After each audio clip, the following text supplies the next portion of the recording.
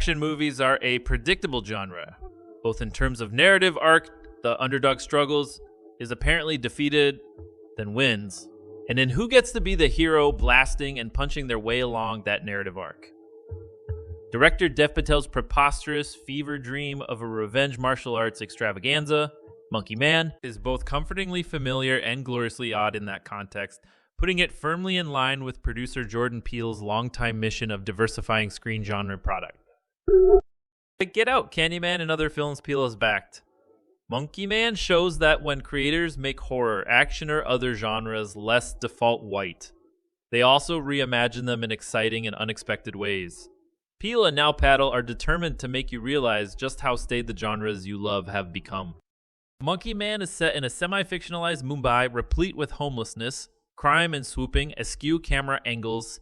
Dev Patel plays Kid, a skinny scrabbler who makes a precarious living donning a monkey mask as a wrestler and throwing fights.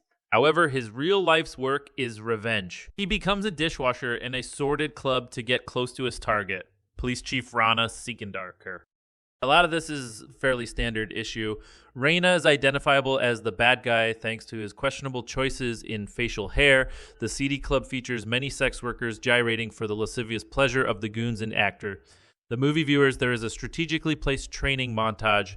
There is a car chase. John Wick gets a shout out, and Kid's backstory of childhood trauma inspiring mask wearing vigilantism is more than a little reminiscent of Batman, even if, in this case, the Joker and Commissioner Gordon are the same person.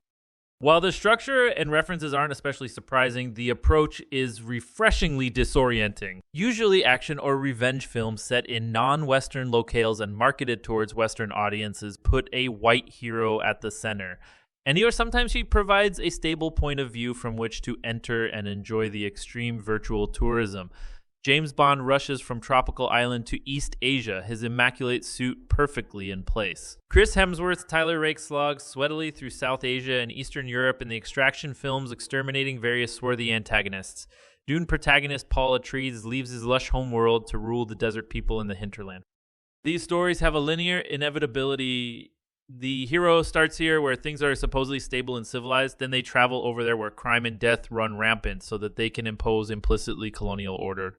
Monkey Man, by contrast, revels in its refusal to provide an outsider's perspective.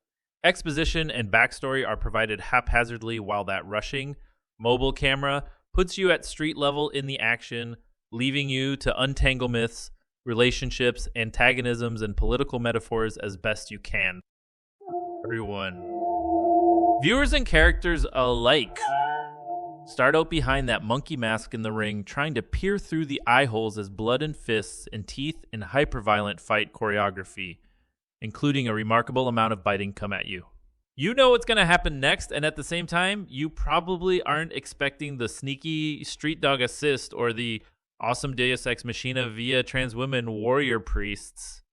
Peele obviously isn't the first creator to think about and play with the ways that genre can change if you scramble assumptions about who gets to be at the center of which stories. Bruce Lee's martial arts movies were created abroad, but in the US, their depiction of a non-white hero kicking butt and taking names became an important symbol of empowerment and resistance for black audiences. Carl Franklin's wonderful 1995 Devil in a Blue Dress is a neo-noir in which the genre's moral ambiguity is contrasted with and scrambled by the ambiguity of racial identity and racial passing. Alice was 2004 saving faves, deepens the rom-com's message of love conquering all by focusing on a lesbian relationship between two Chinese-American women.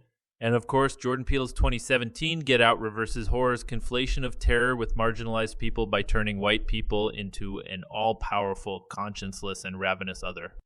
These predecessors, though, were mostly relatively small-budget endeavors focused on genres noir, rom-com horror that can be produced with limited resources and can pay back their investment even if they don't find a huge mainstream audience.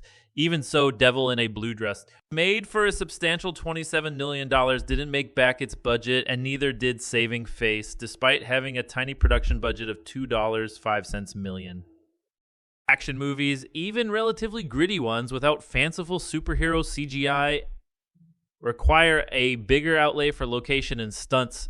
We're slowly getting some films like Black Panther. But even so, if you don't have the juggernaut of the Marvel Cinematic Universe behind you, there's still been a huge incentive to play it safe in terms of who gets to be the star and how the story is told.